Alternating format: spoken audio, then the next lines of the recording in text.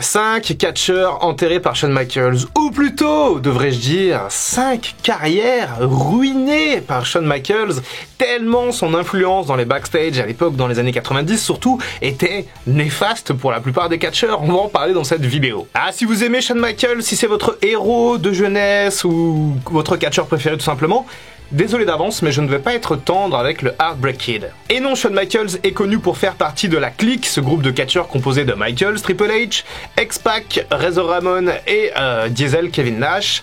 Et ce groupe-là a causé pas mal de problèmes dans les vestiaires dans les années 90. Juste avant de rentrer en détail dans ces problèmes, n'hésitez pas à aller me suivre sur TikTok. Et oui, j'ai lancé un compte TikTok Dr Wrestling où je parle de catch quasiment tous les jours, sauf le week-end où je me repose. Mais je peux vous proposer d'ailleurs sur TikTok des mini-chroniques comme ça, des réactions à l'actualité très rapides, chose que je ne peux pas vraiment faire sur Dr Wrestling, où je vous propose quand même des chroniques d'actualité, mais tous les 2-3 jours.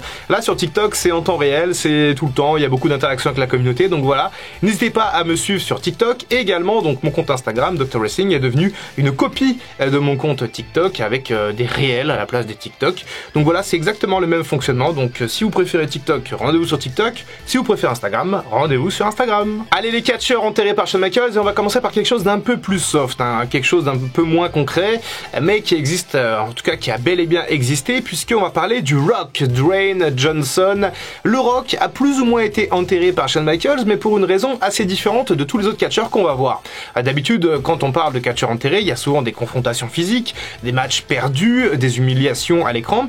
Pour le Rock, c'est complètement différent, puisque le Rock n'a jamais affronté Shawn Michaels. Et oui, puisque Shawn Michaels n'a jamais voulu affronter le Rock. Il n'aimait pas le Rock. Alors je ne sais pas pourquoi, mais il s'avère qu'en fait, quand le Rock est arrivé en 96, 97, du coup, quand il a commencé à se développer, eh bien Shawn Michaels était au sommet. Et il voyait d'un mauvais œil ce jeune arrivé là et tentait de prendre un petit peu toute la lumière qui était due au champion de la WWE, donc à savoir Shawn Michaels à l'époque. Et donc là où on aurait pu avoir une espèce de montée en puissance avec le Rock, pourquoi pas contre Shawn Michaels à un moment donné, soit pour le titre majeur, soit pour le titre intercontinental, soit dans un King of the Ring, bref, il y avait la matière de faire un beau match entre les deux. Et bien Shawn Michaels a toujours refusé d'affronter le Rock, et ça c'est connu, reconnu, ça a été illustré, argumenté par de nombreuses sources. Shawn Michaels n'aimait pas le Rock tout simplement et n'a jamais voulu le mettre en avant. Alors il faut savoir quand même que Shawn Michaels, on va pas mal discuter de lui négativement dans cette vidéo pour expliquer un petit peu ses comportements,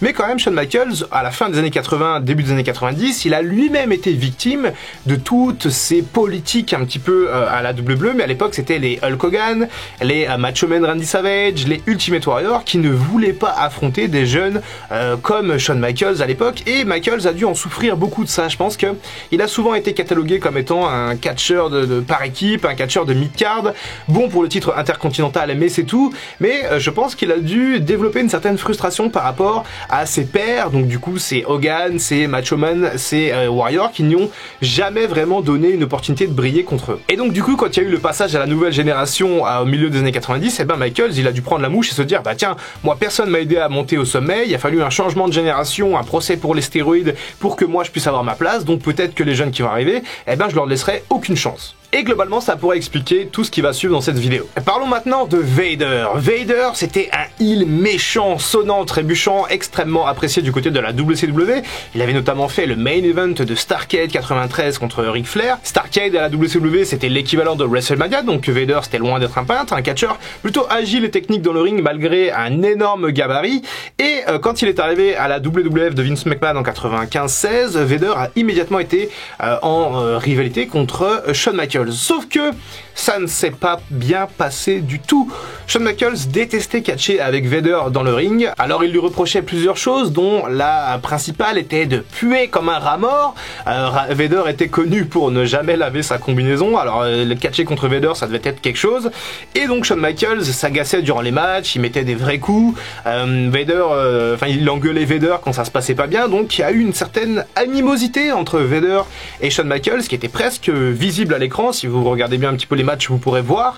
Et À l'époque, Shawn Michaels en 96, c'était la clique, hein, c'était Triple H, c'était encore Scott Hall et Kevin Nash, donc bref, c'était une faction très puissante, très influente à la WWE, et eh bien tout simplement, Vader, ils ont commencé à l'enterrer, ils ont commencé à se plaindre auprès de Vince McMahon que ça n'allait pas, et donc ils ont influencé dans les backstage, donc ils ont fait de la politique, et Vader est ensuite devenu un jobber, il est devenu un mid-carder puis un jobber, et donc il a demandé sa libération, il s'est barré au Japon parce que c'était plus possible. Donc Shawn Michaels a enterré vraiment la carrière de Vader à la WWE, et c'est assez terrible parce que Vader, pendant l'Attitude Era, il aurait pu être monstrueux quoi. Parlons maintenant d'une histoire assez tragique, celle de Chris Candido. Chris Candido était un catcheur plutôt talentueux qui avait fait ses marques du côté de la ECW notamment, et qui quand il est arrivé à la WWE était marié à l'époque avec la catcheuse Sunny. Alors la catcheuse Sunny, maintenant on la connaît pour d'autres raisons que je ne citerai pas dans cette vidéo, mais vous aurez sûrement la ref. Si vous ne l'avez pas, allez voir dans les commentaires, quelqu'un va forcément le dire. Mais bref, Sunny quand même, dans les années 90, c'était une très belle femme, une bonne catcheuse aussi,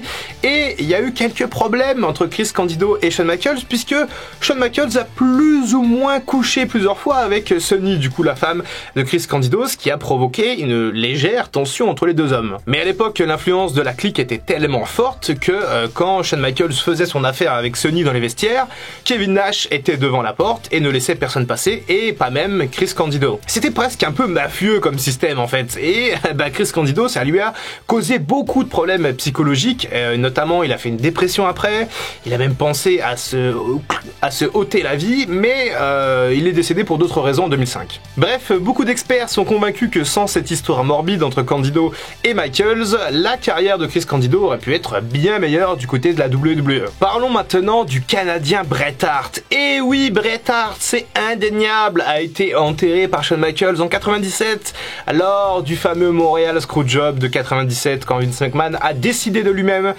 que Shawn Michaels gagnerait le titre à Montréal. Bref, alors pour un petit peu de contexte, même si vous connaissez sûrement l'histoire, Bret Hart était champion de la WWE en 97, c'était son dernier jour de contrat avant de partir à la WCW. Vince McMahon voulait qu'il perde le titre face à Shawn Michaels, mais Bret Hart lui ne voulait pas perdre le titre face à son public au Canada, à Montréal. Vince McMahon a donc décidé d'interagir pendant le match en faisant sonner la cloche alors que Shawn Michaels était en train d'appliquer un sharpshooter à Bret Hart alors qu'il n'avait pas abandonné. Bref, ça a créé tout un bordel monstre, et là où ça a un petit peu enterré la carrière de Bret Hart, c'est qu'en fait derrière il n'a jamais pu être au même niveau qu'il a été à la WWE. Ce scandale a eu, je pense, un impact sur sa carrière. Après, la WCW n'a pas aidé, a plutôt enterré la carrière de Bret Hart également, mais c'est le point de départ de tout en fait. Le Montréal Screwjob, c'est vraiment le point de départ de la chute de Bret Hart, qui était en 97 au sommet de son art. Il était vraiment au top, c'était un heel très bon, majestueux, champion de la WWE, et très bon dans le ring, et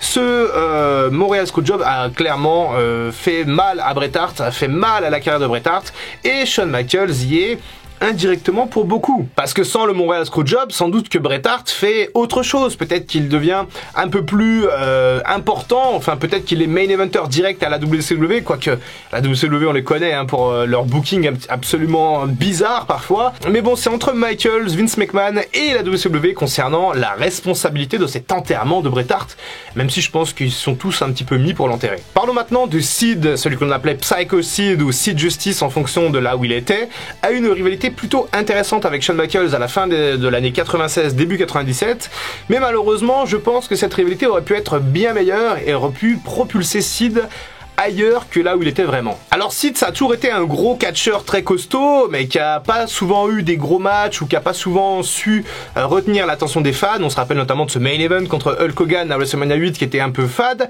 Sauf que quand il revient un petit peu à la WWE en 95, 16, 17, il est vraiment différent. C'est un personnage plus charismatique qu'avant, avec une bien meilleure entrée. Bref, il arrive à tout simplement prendre le cœur des fans et à devenir face. Un très bon face d'ailleurs, et puisqu'il arrive dans le main event. Et il y a cette rivalité un peu sympa entre Sid et Michaels, puisque Sid avait remplacé Kevin Nash, du coup Diesel, en tant que bodyguard, garde du corps de Shawn Michaels. Et donc on est revenu un petit peu sur cette rivalité, la même un peu qu'avec Diesel. Sauf que au Survivor Series 96, on a donc un match face contre face entre Michaels et Sid. Sid remporte le match, et les fans d'ailleurs, c'est assez intéressant. Petite anecdote, mais c'est peut-être la première fois que les fans se retournent contre un champion face. On sait que derrière ça arrivera souvent avec John Cena, avec Roman Reigns, mais là avec Shawn Michaels c'est peut-être l'une des premières fois. On a aussi d'ailleurs l'un des premiers segments de signature de contrat entre Sid et Shawn Michaels, et on a donc cette victoire de Sid en 96 au Survivor Series, puis on a la revanche avec la victoire de Shawn Michaels contre Sid au Royal Rumble 97, qui était aussi un excellent match, mais derrière ça n'a servi à rien. On aurait pu construire une belle entre Michaels et Sid à WrestleMania 13, mais WrestleMania 13 c'était compliqué, il devait y avoir cette revanche entre Bret Hart et Michaels. Entre temps, Michaels il perd son sourire, il fait son segment de I Lost My Smile, et il rend son titre, ce qui fout un bordel monstre pour WrestleMania. Et on se retrouve donc avec un Sid Undertaker sorti un peu de nulle part, avec l'Undertaker qui remporte le titre lors de WrestleMania 13, mais je pense qu'on aurait pu aller bien plus loin avec Sid.